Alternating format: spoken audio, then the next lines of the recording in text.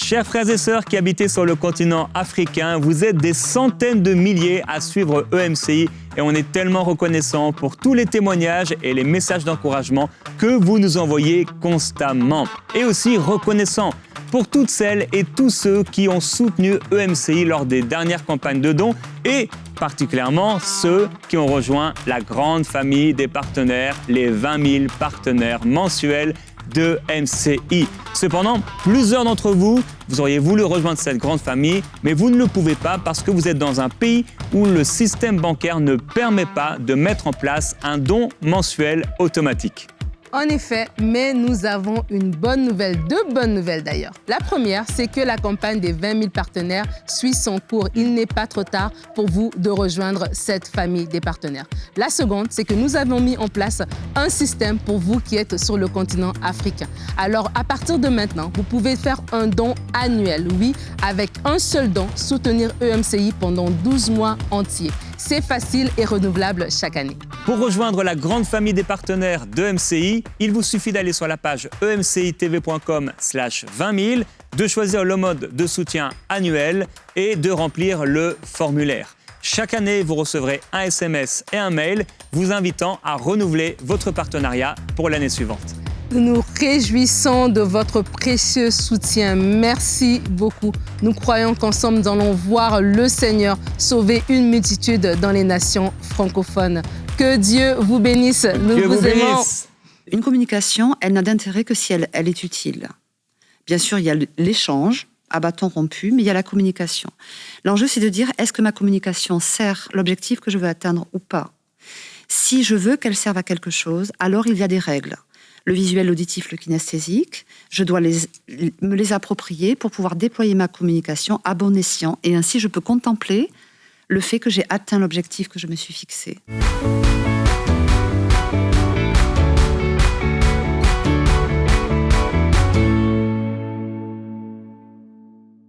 Hello, hello à toutes, bienvenue. Nous terminons cette semaine dans À table avec Annabelle en parlant de communication.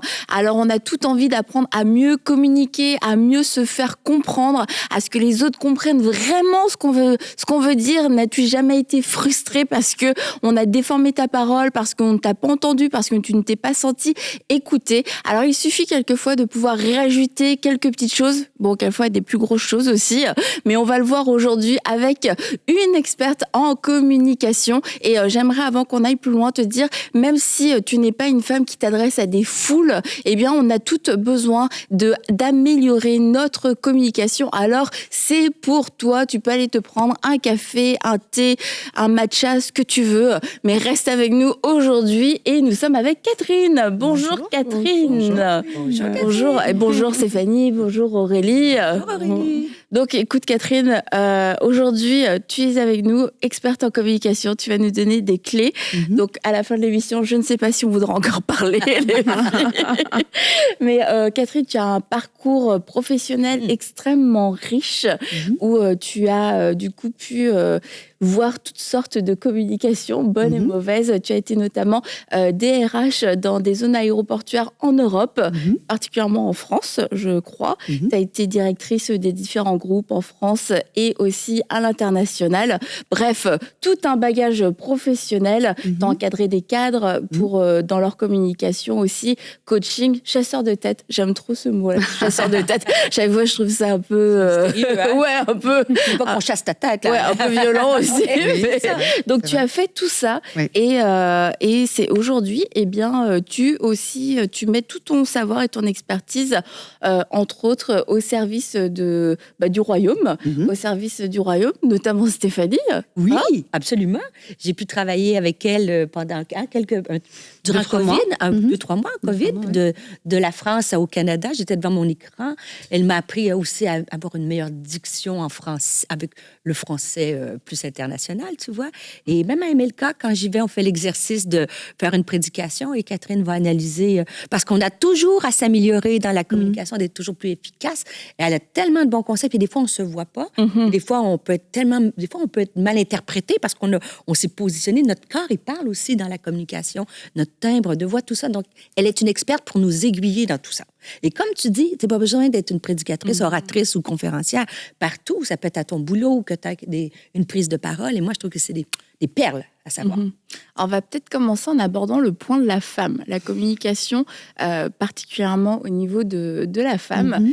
Catherine, toi, tu soulignais que la femme partait avec un désavantage déjà. Une forme de handicap, on va dire. Carrément, encore plus. Une forme de handicap qui est propre à l'éducation qu'on a globalement tous reçue, que ce soit dans le monde de l'entreprise, parfois dans la famille aussi, où on demande, sans le verbaliser forcément, à la femme d'être beaucoup plus sur la réserve, d'être beaucoup plus en retrait. Et donc, la conclusion qu'elle tire, c'est qu'elle a peut-être pas quelque chose d'intéressant à dire, et elle va finir par l'accepter. Et encore une fois, c'est pas forcément verbalisé, ça l'était autrefois, ça l'est beaucoup moins aujourd'hui. Et c'est pour ça que c'est un petit peu plus difficile à gérer, parce qu'aujourd'hui, on ne le dit pas, mais c'est une situation de fait, quand même. Et donc, la communication, pour le coup, c'est ce qui va permettre à une femme qui a été baignée là-dedans, en fait, de réaliser qu'elle a peut-être quelque chose à dire. Je dis bien peut-être, parce que tout le monde n'est pas enclin à partager une idée. Et moi, je respecte tout à fait les femmes qui veulent rester en retrait. Mais quand tu penses que tu as quelque chose à dire qui peut contribuer à la réussite d'un projet, à la réussite d'une famille, à la réussite d'une organisation à laquelle tu appartiens, quel que soit son statut juridique, je crois que apprendre à communiquer parce qu'on ne t'a pas appris à communiquer, ça peut te permettre d'être contributeur en fait à ta juste mesure sur ce qui te fait plaisir d'intervenir, en fait, sur lequel tu dois intervenir. Donc voilà, c'est tout l'art de la communication, et quand tu réfléchis à la communication, c'est quelque chose de très simple. Oui, très honnêtement, c'est toute pensée claire s'énonce clairement. Et donc, ça veut dire qu'est-ce que tu veux dire, pourquoi tu veux le dire et à qui tu veux le dire. Parce que parler, tout le monde sait parler.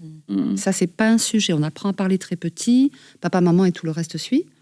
Mais parler pour dire quelque chose, pour faire avancer une idée, un processus, etc., ça a du sens. Et les règles de la communication sont au service de cette pensée-là, en fait. Mais moi, je trouve ça important que tu soulignes la communication et la femme. Et moi, j'aime pas victimiser les femmes, mais il faut quand même être réaliste qu'une femme qui communique plus avec des émotions, le timbre de voix, on va plus la critiquer qu'un homme, tu vois. Et c'est pas un cliché de dire si elle est un peu plus forte, agressive, on va la traiter d'agressive. Et je pense qu'on est encore plus appelé comme femme, que ce soit même la communication orale, mais dans les vêtements qu'on porte, parce qu'on est plus... Un homme, il peut mettre le même habit pendant ses 5 ans. Il est moins observé. Tandis que la femme, et je pense qu'on a tout à gagner à prendre des conseils et développer notre communication. Absolument.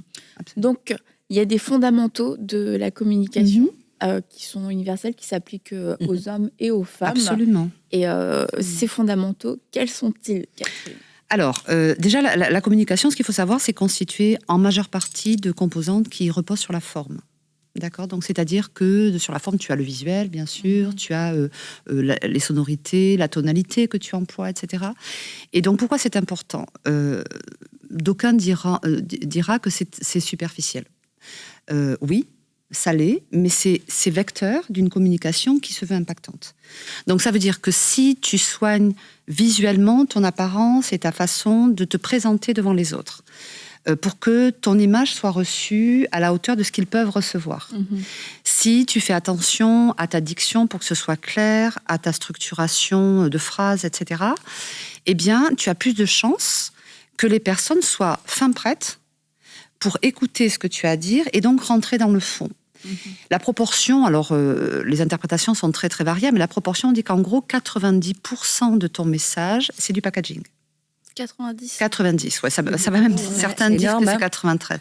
C'est du packaging. Mais est-ce que ça veut dire que seul le packaging impacte ? Non, ça veut dire que seul le packaging ouvre les portes. Ou les fermes. Ou les fermes. Voilà. Oui, absolument. C'est-à-dire que ça ouvre, et ça vaut pour les hommes comme pour les femmes, n'importe quel communicant, ça ouvre les portes. Et une fois que tu baisses ta garde quand tu es auditeur, et que tu dis, ah tiens, je ne suis pas heurté par son allure, je ne suis pas heurté par sa voix au perché qui est insupportable, je ne suis pas heurté par ses tics linguistiques, du type tous les 4 matins et ce genre de choses, à ce moment-là, je vais baisser la garde et je vais rentrer dans le sujet. Et donc, une fois que la personne, ton auditeur, donc, dans toutes ses déclinaisons, rentre dans le sujet, alors là, tu as plutôt intérêt à avoir soigné aussi le fond. C'est-à-dire que, est-ce que tu peux dire n'importe quoi quand la forme est là ? Les gens vont me répondre « Ah non, surtout pas ». Bien sûr que si, tu peux dire n'importe quoi, et c'est le lot des dictateurs. C'est-à-dire que parfois, le fond est d'une pauvreté absolue, mais la forme était tellement là, et il suffit de penser à tous ces dictateurs historiques, avec cette forme-là soignée, contextualisée, historiquement contextualisée, eh bien, ils ont levé des foules. Ils ont levé des millions de personnes. Donc la puissance de la communication, elle est réelle. La parole, comme on dit de manière plus large, la puissance de la communication est réelle, et passer à côté est une erreur stratégique. Et quand tu parles du timbre de la voix, oui. Est-ce qu'il y a des timbres de voix qui sont plus agréables à écouter ? Plus porteurs, oui. Alors là, ça rejoint un petit peu finalement pourquoi on écoute plus facilement les hommes. Parce que dans leur voix, il y a beaucoup plus de grave.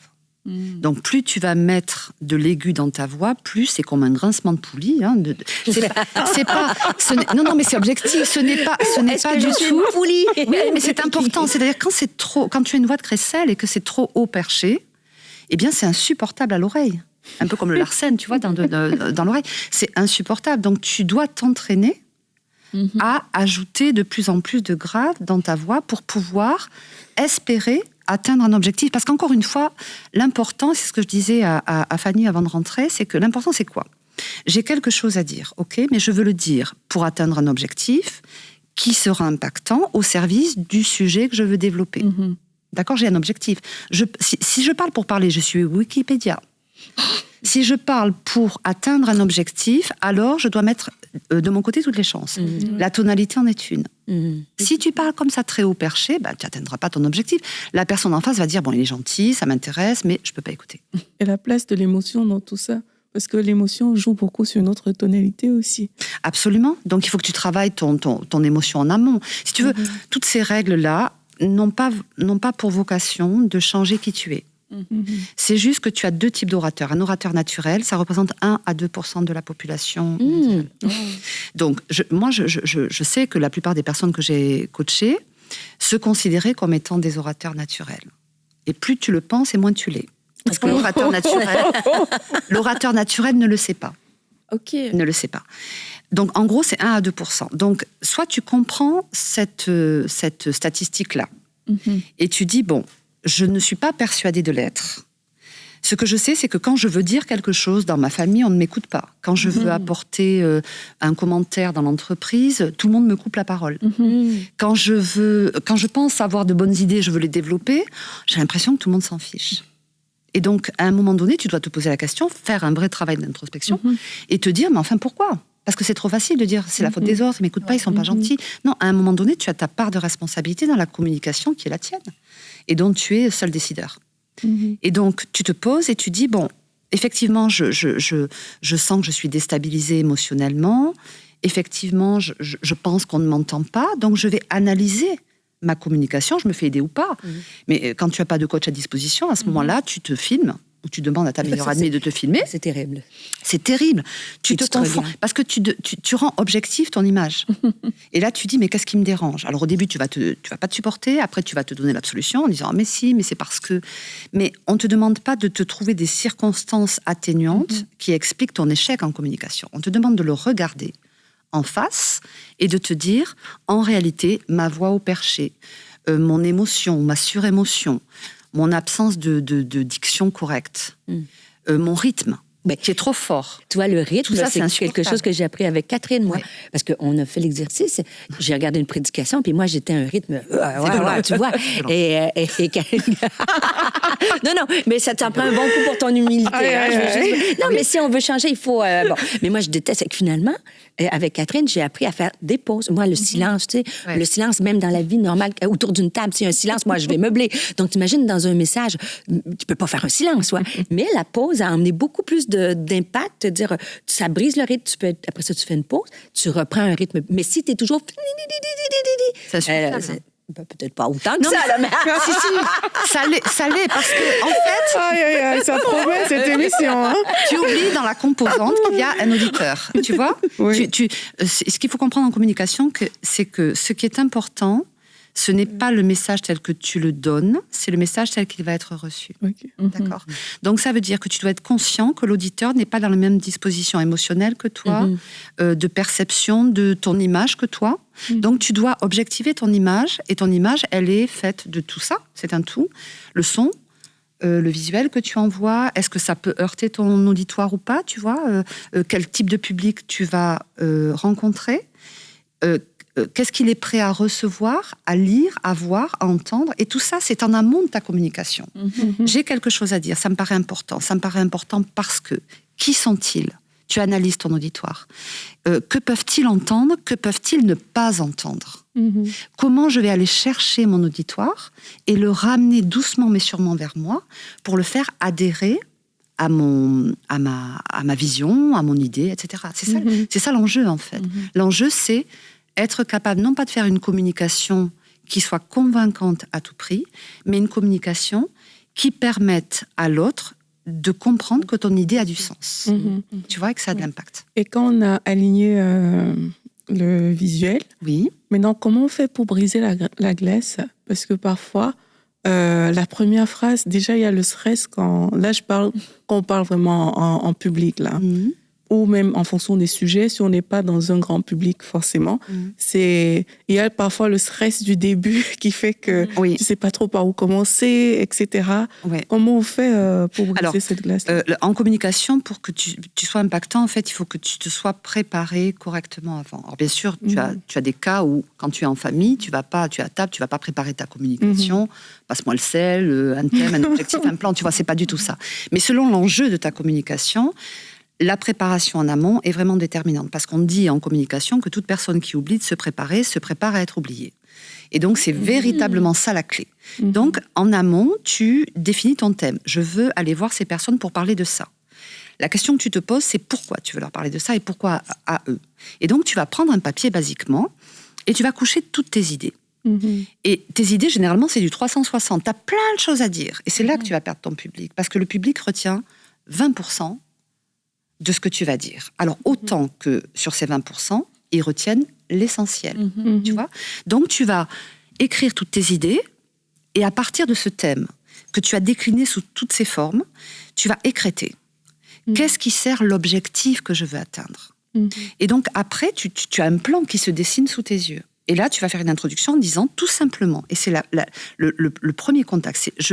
Alors là, je schématise bien sûr, c'est plus fluide. Hein. C'est voilà, je viens aujourd'hui ou j'interviens pour vous parler de tel sujet. Et tu vas vraiment dire pourquoi je veux vous parler de ça. Quel est l'objectif ? Tu annonces ton objectif. Et quelque part, tu as des clés, si tu veux, de prise de contact. Le premier contact, en fait, c'est de dire je suis là pour ça et je l'assume. Je viens vous parler de ce sujet parce que l'objectif est, et tu l'annonces. Et là, ça te donne le top départ. Et ensuite, tu as un plan que tu suis. Alors, tu peux t'adapter, bien sûr, en fonction des questions, mais tu fixes les règles de ta communication. Parce que si tu fixes pas les règles, la nature a horreur du vide, et ça va être ton auditoire qui va le remplir, ce vide-là, et va t'amener sur son terrain. Or, toi, tu viens pour amener l'auditoire sur le tien. Donc, c'est ton plan, ce qu'on appelle le top, le thème, l'objectif, le plan. Et le plus important, c'est l'objectif. Parce que tu vas bâtir ton plan sur un thème à partir de l'objectif. Et là, tu le tiens. Ce que tu nous dis, c'est que quand tu as un plan bien établi ou ton objectif, ça brise le... Parce que c'est au niveau du stress, tu sais, quand on arrive pour prendre la parole, la bouche sèche, par exemple. Tu sais, ça, c'est... peur de tomber, comment on peut peur de tomber, d'oublier. Des trucs pour... Alors, qu'est-ce qui rassure ? Alors, tu as le doudou, hein, basiquement, en communication, c'est-à-dire, tu vois, moi, quand je suis arrivée avec un stylo, quelque part où il y était, je sais pas, en tout cas, je me le suis approprié, je sais que j'ai mes lunettes pas loin, un téléphone, donc, quand tu sais pas quoi faire de tes mains, c'est souvent ça, la problématique, il va falloir que tu les occupes. Donc, de manière à permettre à ton cerveau de se concentrer sur le sujet. Donc, tu as des communicants qui pensent être des orateurs hors pair, qui vont jeter la feuille en disant « mais moi, je suis un orateur qui n'a pas besoin de feuille ». Pas du tout.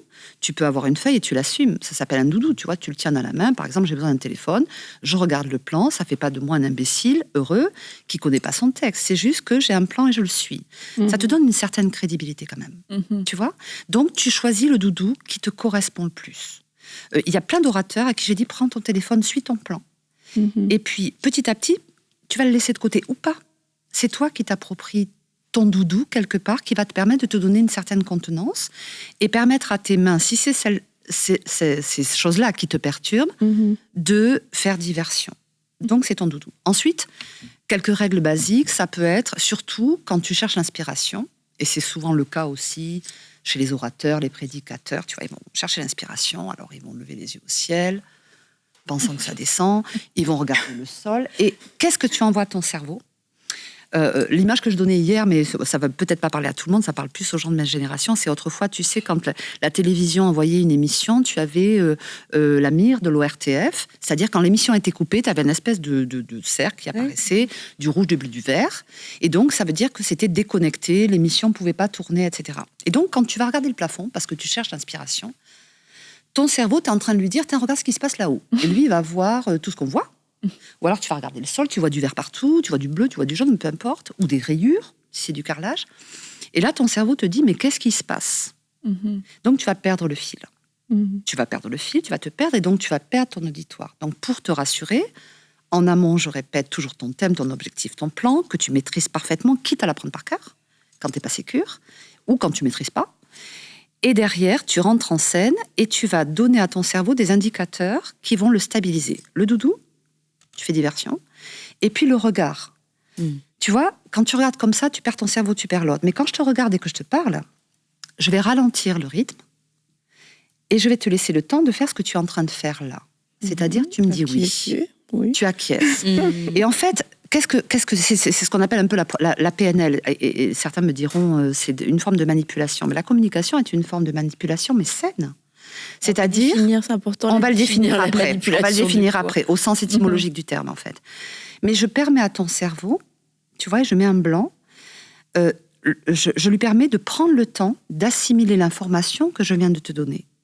D'où la nécessité de rupture rythmique. Parfois, je vais parler vite, tu vois, parce que c'est important, et parfois, je vais highlighter un sujet en prenant le temps et en faisant des blancs. Tu vois, c'est le blanc en communication, c'est pas tu sais, le blanc sur une feuille. Exactement. Quand tu fais un examen, oh là là, j'ai peur de ne pas pouvoir remplir. On ne te demande pas de faire du remplissage.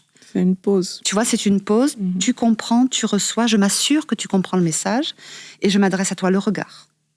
Tu poses ton regard sur les gens, tu rassures la personne, mais ce que tu ne sais pas, c'est que le regard de la personne va te rassurer. Tu vois ? Et souvent, on fuit. Il y a des communicants qui te disent il faut que tu regardes là-bas au fond. Ah non, surtout pas. Tu regardes là-bas au fond, puis tu regardes à côté, et tu regardes la personne, hop, tu vas accrocher son regard. Mais si les gens sont fermés. Alors, si tu veux pas paniquer plus. Oui. Alors, si les gens sont fermés, tu as un tiers dans un auditoire, en mode conférence. Par exemple, tu as toujours celui qui s'en fiche, il n'est pas là, et donc ça, c'est celui-là qu'il faut convaincre, parce que celui qui est contre, tu vas donner un argument une fois, 2 fois, 3 fois, et puis après, passe ton chemin. Tu vois, tu expliques. Sors de la maison et secoue la poussière de tes pieds. Eh bien, c'est les fondamentaux de la communication, ils sont bibliques. On t'explique en fait comment la communication fonctionne dans la Bible, tu le vois. Même si c'est pas une méthodologie, mais tu vois qu'elle est pratiquée de fait. Et donc, en réalité, tu vas expliquer par respect pour la personne qui n'est pas d'accord avec toi, ton opinion avec détachement, avec structuration, tu as préparé ton top, avec respect. Si elle ne veut pas entendre, elle a le droit. Donc, tu concèdes à une personne la possibilité, le droit de ne pas être d'accord avec toi. Mais ta bienveillance ne va peut-être pas la convaincre tout de suite, mais à moyen et long terme, elle fera ses effets. Tu vois, donc, le récalcitrant, réponds-lui une fois, mais ne rentre pas dans sa polémique parce qu'il t'amène sur son terrain. D'accord ? L'indécis, tu dois lui faire une démonstration. C'est-à-dire, c'est ce que je disais à Fanny tout à l'heure, tu lui dis, tu lui montres et tu lui démontres. Ça fait partie des règles. C'est-à-dire, le visuel a besoin de voir, donc tu vas lui faire un dessin. L'auditif, il a besoin que tu lui résumes ce que tu as dit. Donc tu déclines ta pensée sous 3 formes. Et le kinesthésique, tu vas devoir lui démontrer. C'est-à-dire, je te dis ça parce que, et concrètement, voilà comment tu vas l'appliquer. Et tes auditeurs, tu les repères. Quelqu'un qui démarre toutes ses phrases par « Est-ce que tu vois ce que je veux dire ?» C'est un visuel.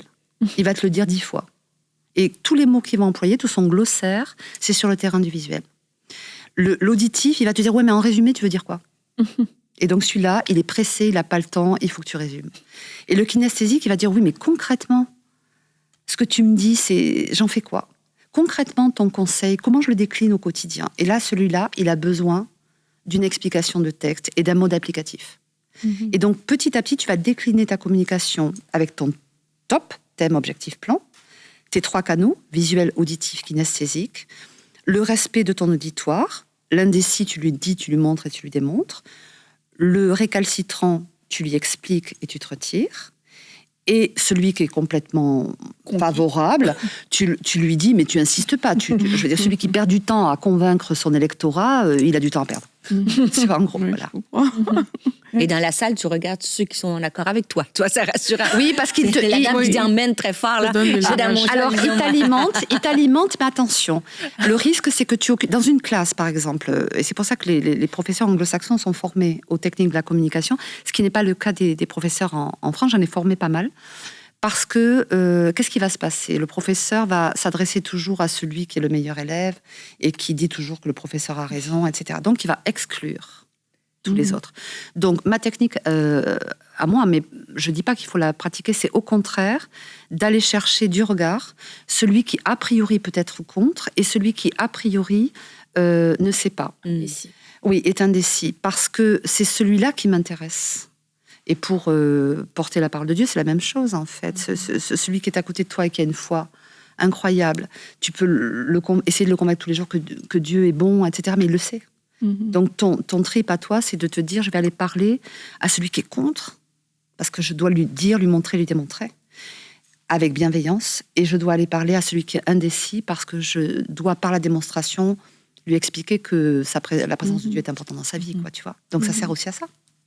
Bon, est-ce que tu as un petit conseil aussi pour... tu parlais des E. Du coup, l'éthique linguistique. Ces choses les parasites. Faire, et à part des E, des du coup, qu'est-ce qu'on a encore ? Alors, c'est essentiellement ça. Alors, les E, tout le monde en fait. C'est, voilà. Alors, tous les bruits un peu parasitaires, en fait. Les bruits, mais moi, c'est des phrases qu'on répète. Moi, c'était « vous savez ». Mais non, ils ne savent pas. Donc, bon, c'est ça. Des fois, on répète des phrases. Ce sont des tics. Il y a les E ou des Ce sont des tics linguistiques. Donc, du coup, alors ça, c'est très tendance. Du coup, on met du coup à toutes les phrases. Il y a des tics linguistiques générationnels aussi. Il y a des générations qui emploient plutôt tel mot que tel autre mot. Alors, ils ne me viennent pas à l'esprit, à l'instant. Allez, on y va. Je les ai pas en tête. On fait ça. Allez. En fait, aussi, moi, j'ai tendance à dire en fait tous les 4 matins. Voilà, donc. Alors, comment faire pour les éviter ? Enregistre-toi. Tout comme je t'ai dit tout à l'heure, filme-toi et demande à ton ami que tu sais intègre de te critiquer au sens constructif du terme. Enregistre-toi et écoute-toi.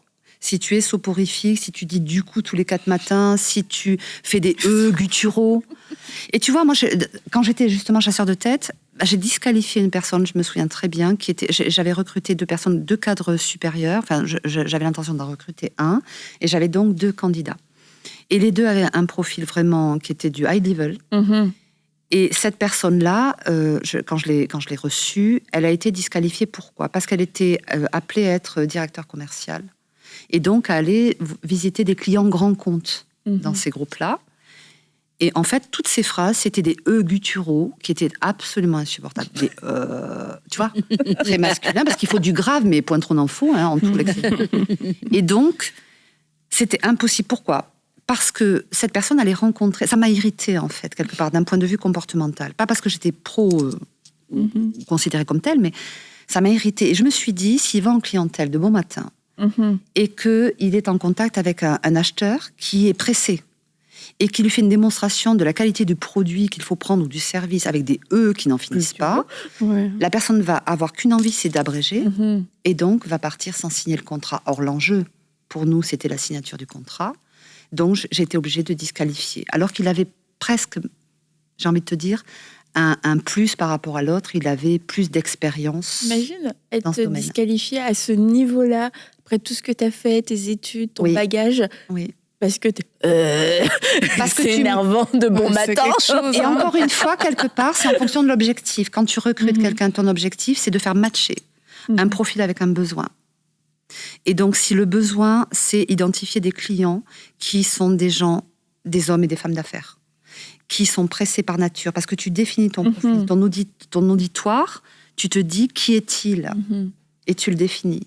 Et à partir de là, tu vas mettre en face un profil qui te permet de dire « je sais que ça va matcher ». Il ne va pas heurter. Il présente bien, il articule, il est rapide, il a un esprit de synthèse. Il matche bien avec les auditeurs que je vais rencontrer. Tu vois. Donc, ça a du sens de bien maîtriser la communication dans un process de recrutement. Donc, du coup... Oui, mais tu vois, ça me gêne pas en fait. Donc du coup, par quoi remplacer tout ça? Alors par du blanc, en fait, c'est le cas de le dire, par des pauses. C'est-à-dire quand tu es habitué à ça, on le fait tout. Moi, je dis du coup, je dis des E aussi, bien sûr. Quand tu sais pas, tu dis E. Donc image de l'ORTF, ce genre de choses. Dans ce cas-là, tu mets un blanc. Tu vois, plutôt que de te regarder et te dire, alors je sais pas trop, je vais te regarder, je vais faire l'effort de marquer un temps d'arrêt, de réfléchir. En plus, ton cerveau se repose, il se régénère quand tu le fais. Et là, tu poursuis ta phrase en ayant remplacé ton tic par ce doudou comportemental et linguisque. D'accord ? Parce que quand tu dis c'est parce que tu te cherches à quelque part, tu cherches ton idée. Oui, tu cherches, bien sûr. Au lieu de dire c'est de dire je vais assumer que je me cherche, donc je vais rien dire peut-être. Voilà. Pas une demi-journée là, mais quelques secondes. On peut comme ralentir le rythme. Oui, il te faut absolument. Tu dois toujours avoir dans ton discours des ruptures rythmiques. Ouais. C'est-à-dire des temps où tu accélères parce que tu crées, tu donnes du corps à ce que tu dis, ça devient dynamique et les gens sont contents, tu les emportes en fait, et des moments où tu dois laisser le cerveau de l'autre se reposer. Donc ton rythme va aller dans le même sens, tu vois. Et plus tu vas dire des choses dures à entendre, alors là, c'est en management, tu vois, quand tu es dans une entreprise ou peu importe, ou même dans une église, si tu dois avoir une discussion, ou dans une famille, plus c'est dur, plus ta tonalité doit être inversement proportionnée. Tu vois, quand tu es manager, tu dis à quelqu'un, je ne suis pas du tout content du travail que vous faites. Tu vois, c'est dur, très difficile à accepter. Par contre, quand tu dis à quelqu'un, je ne suis pas satisfait du travail qui a été fait, et tu regardes la personne, je vais t'expliquer pourquoi, et ensuite tu me donnes ton point de vue, est-ce que tu es d'accord ? L'impact sera le même. C'est même plus difficile. Plus mal, non ? C'est que quand elle est énervée. Mais tu crains plus quelqu'un qui parle peu. Tu crains plus quelqu'un crainte au sens noble du terme. Tu crains plus quelqu'un qui parle peu parce qu'il incarne la personne sage. Oui, ça c'est vrai. Que quelqu'un qui gesticule et qui crie, il n'est pas crédible. Il perd complètement son charisme. Tu vois ? Et l'autorité, elle est naturelle, y compris dans la communication. Il n'y a pas d'autorité hurlante. Mais ça s'appelle de la répression. C'est tellement fort parce que souvent dans les églises, on a l'impression que l'autorité spirituelle, plus tu cries, plus tu as de l'autorité spirituelle. Ou de l'inspiration. C'est complètement faux. Mais d'un autre côté, le recto tono tue aussi. C'est toujours sur le même ton. Ça, c'est soporifique. Non, il ne faut pas que tu ressembles à un Tempesta non plus. Il faut que tu sois... Tu vois, en fait, en tous l'excès nu en communication, tu dois vraiment avoir... D'abord, tu dois être vrai. Tu vois, j'ai quelque chose à dire et j'y crois. Ensuite, tu dois te préparer parce que c'est un respect pour l'autre.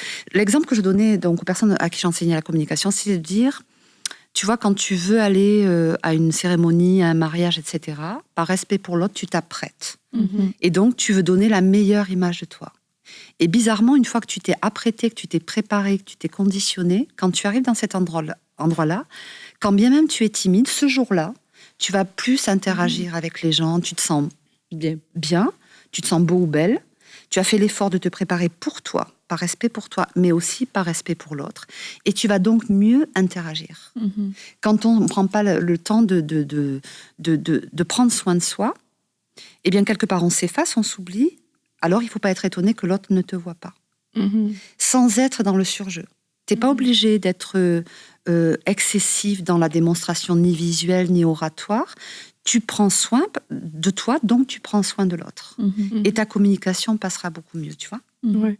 Et pour les tournures négatives des phrases. Alors, tu vois, j'ai envie de te dire que ce que les grands communicants oublient souvent, c'est qu'ils veulent faire de toi un robot de la communication. Parfois, tu as été habitué à parler avec une forme plus négative que positive. Mais sous réserve que tu te prépares, comme je te l'ai indiqué, ta signature reste ta signature. Alors oui, si effectivement tu commences toutes tes phrases par le problème c'est que ça va pas être possible, bon là, tu conditionnes ton auditoire, tu vois, tu le conditionnes pas bien. Donc, à éradiquer autant que faire se peut, enregistre-toi, sur une thématique, vois comment tu l'abordes. Si tu commences toutes tes phrases par oui, ça va être difficile. Tu vois, tu dis à un enfant, je vais t'apprendre à mettre tes chaussures ou à faire tes lacets, mais tu vas pas y arriver, ça va être super dur. Là, tu commences comme ça, tu l'as conditionné. Tu l'as rentré dans la boîte de... Voilà. À l'inverse, si tu lui dis, ça va être super simple, normalement, tu devrais pas te tromper. Là, tu es hyper positif, tu vois, tu es dans l'excès. Si l'enfant se trompe, il est plus idiot que la moyenne. Tu vois, donc, tu vois, en fait, sois naturel, mais aie en tête que si tu es ultra positif, au-delà de ce que tu es vraiment, tu places la personne en possible échec. Et si tu es ultra négative, c'est le même résultat. Donc, sois simplement vrai. Est-ce que toi, tu aimerais entendre des choses positives? Bien sûr. Alors, donne à l'autre ce que tu aimerais recevoir. Est-ce qu'on te demande d'être ultra positive, dans l'emphase? Par exemple, tu es un prof, tu vas encourager, t'es le meilleur, t'es génial, des superlatifs à tout va, t'es pas crédible. En tout l'excès nuit. La communication, c'est vraiment ça la règle. En tout l'excès nuit. Tu dois être vrai, tu dois être simple, tu dois être structuré. Et pour être structuré, tu dois être structurant. Donc, voilà, tu écrètes. Et dans ta préparation, tu prends ta feuille, tu écris. Et tout ce qui te paraît être de l'emphase, tout ce qui te paraît être too much, mais de côté. Tu le dégages. Ça semble un peu compliqué quand même, quand on a autant d'informations qui arrivent d'un seul coup. Rupture rythmique, adapter ta tonalité, le top, oui, c'est ça. Ceux qui sont convaincus, indécis, ceux qui sont récalcitrants. On se dit, wow, demain, là, si je dois parler juste à 3 personnes, qu'est-ce que je vais faire? 3 sont devant toi. Oui, tu perds tes moyens. Alors, en fait, j'ai envie de répondre à ce que je t'ai répondu hier, c'est-à-dire que, de manière très objective, dans tous les domaines, tu as ce qu'on appelle l'expertise. Dans l'expertise, pour pouvoir y arriver, tu passes par plusieurs phases préparatoires de formation. La communication n'est pas exempte de cette rigueur-là. Quand tu as voulu apprendre à conduire et qu'on t'a dit... Alors, en France, on n'a pas beaucoup de voitures automatiques, tu sais, donc tu passes la 1, la 2, tu embrayes, tu débrayes en même temps, tu as entendu l'embrayage au départ quand tu étais au volant, tu regardes dans le rétro, à droite, à gauche, au milieu, tu te retournes pas trop, tu fais attention à tout, tu tournes, tu apprends les panneaux de circulation, etc., tu as 2 solutions. Soit tu dis, oulala, non, là, c'est pas possible, j'ai trop de choses à retenir, donc je conduirai jamais. Et donc, tu n'iras jamais du point A au point B. D'accord? Donc, tu te places en situation d'échec dès le départ, tu veux pas respecter les règles, tu as le droit, et tu te déplaceras pas. Tu es d'accord ou pas? Tandis que, alors en communication, c'est même pas tandis, c'est-à-dire c'est exactement la même règle. C'est-à-dire, soit tu veux que ta communication serve à rien, et auquel cas tu t'arrêtes à la première étape, et tu dis, c'est trop compliqué à apprendre, j'y arriverai jamais. Parce que j'ai trop de choses à penser en même temps. Et donc, tu n'amèneras pas une personne à qui tu veux parler du point A au point B. Or, une communication utile, et je ne te parle pas de passe-moi le sel à table, et encore c'est utile, tu dois amener une personne du point A au point B. Tu es d'accord avec moi? Et après, du point B au point C, ça vaut pour les professeurs, ça vaut pour les prédicateurs, ça vaut pour les parents. Tu amènes tes interlocuteurs sur le terrain de la croissance, de la progression, de l'apprentissage. Et il n'y a pas de résultat sans effort. Pour les uns, ce sera plus facile, ça ira plus vite, mais l'effort est nécessaire pour tout. Et donc, la communication, c'est pareil. Oui, au début, tu vas bugger, tu sais pas si tu dois embrayer, débrayer, tu vas te tromper de vitesse, tu vas démarrer en 3e direct, tu vois. Ça va être n'importe quoi. Mais petit à petit, ces règles-là, tu vas les faire tiennes. Tu vas retenir ce qui te correspond le plus. Et ensuite, ta signature oratoire va émerger. Mais rappelle-toi toujours des règles. C'est-à-dire que oui, ta façon de conduire, tu vas te l'approprier, mais c'est pas pour autant que tu devras griller tous les stops parce que tu es un as du volant. Tu vois ce que je veux dire? Et cette image, elle est vraiment complètement en ligne avec les règles de la communication. T'es pas là pour griller les stops.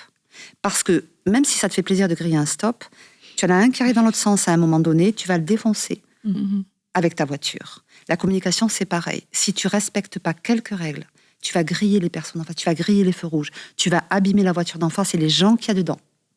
Et donc, c'est vraiment cette règle-là que tu dois entendre et comprendre pour pouvoir accepter que la communication répond à des critères objectifs, logiques et chronologiques.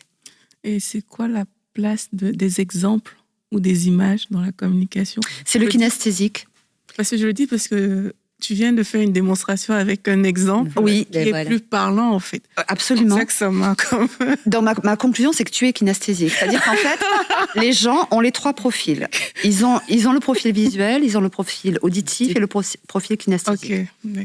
Alors, l'erreur en communication, c'est de se dire, attends, je vais te faire passer... Alors, il y a des tests qui existent, très simples. Je vais te faire passer un test et je vais te parler que sur ton canal. Sauf qu'on a quand même les 3 canaux, plus ou moins marqués. Okay. Et donc, de la même manière que tu as le thème, l'objectif, le plan, que tu as le visuel, l'auditif et le kinesthésique, tu dois décliner la même information sous 3 formes. Mm-hmm. Je te le dis et donc je te le montre, et tout en moi est ce qu'on appelle congruent. Tu vois, je te montre que je suis content, que je suis contente, je vais te regarder avec le sourire et mes yeux vont s'allumer. Mm-hmm. Tu vois, je te le montre. Je te montre que, par exemple, voilà, je te dis, ce procédé est excellent et ça marche. Tu vois, dans mon interprétation, dans mon regard, j'y crois. Donc, visuellement, tu te dis, waouh, c'est congruent, c'est cohérent. Mm-hmm. Je vais te le montrer, je vais te le dire. Donc, je vais te le dire, ça veut dire quoi? Je vais te le dire une fois, puis je vais le résumer. En résumé, ce que tu dois retenir, c'est...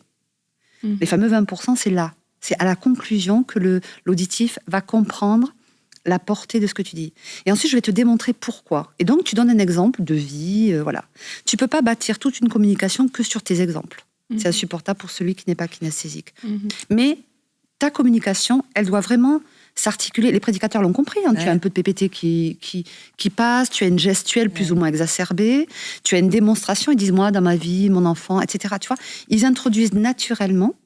Et c'est pour ça qu'ils sont prédicateurs et que les autres ne le sont pas, en général. En fait, c'est des fois, les prédicateurs, ils ne l'ont pas appris. Mais c'est intuitif. Ce qu'on l'enseigne, c'est le VIA, un verset, une illustration, application. Ouais. Donc, c'est quand tu vois, quand elle a illustré, mais ça t'a aidé à comprendre. Et une fois que tu l'as illustré, ben, comment toi, tu l'appliques dans ta vie? C'est simple. Un message VIA, verset, illustration, application. Est-ce qu'en 30 secondes, tu peux nous faire une récap ou une conclusion? Oula. Je préfère te la laisser. Hein, parce que... Non, mais ça aurait été bien que tu le résumes, parce que ça aurait prouvé que je l'ai expliqué correctement. Alors, on sait qu'Annabelle, tu es auditive, toi. On résume. Non, visuelle aussi. Elle est visuelle aussi. Elle est visuelle. Ben, si je devais résumer les enjeux de la communication, je dirais que une communication, elle n'a d'intérêt que si elle est utile. Bien sûr, il y a l'échange à bâton rompu, mais il y a la communication. L'enjeu, c'est de dire, est-ce que ma communication sert l'objectif que je veux atteindre ou pas? Si je veux qu'elle serve à quelque chose, alors il y a des règles. Le visuel, l'auditif, le kinesthésique, je dois me les approprier pour pouvoir déployer ma communication à bon escient. Et ainsi, je peux contempler le fait que j'ai atteint l'objectif que je me suis fixé et être satisfait de ça. Tu vois? Donc, apprendre les règles et les faire siennes, quoi, en fait. Et réécouter l'émission 2-3 fois et prendre des notes. Et ne pas avoir peur de se planter. Ça fait partie de l'apprentissage. Hein. Bon, merci beaucoup, avec Catherine. Plaisir. Beaucoup d'informations, c'est sûr, aujourd'hui. Oui, tu veux nous faire un E glutural. Vous savez, c'est ça que je répète tout le temps. Merci beaucoup. C'était très, très, très riche, beaucoup d'informations. Mm-hmm. Mais comme tu dis que nous allons faire notre, du coup, oh, tu vois, maintenant j'entends on va terminer l'émission tout de suite. Du coup, oui, on se dit à lundi. Bye bye. Allez, à lundi.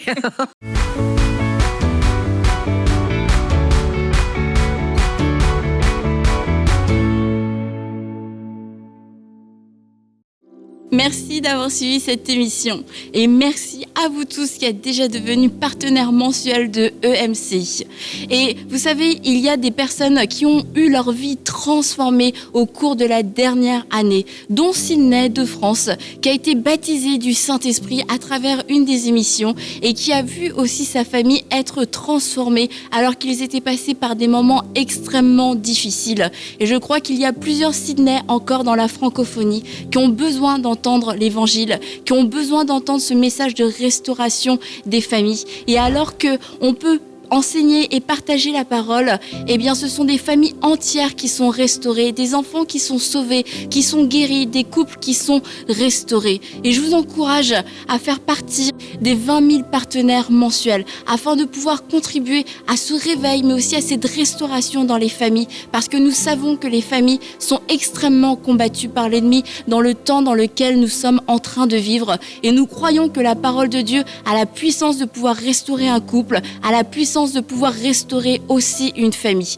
Alors merci à vous tous de participer à cette grande mission en rejoignant les 20 000 partenaires mensuels de EMCI.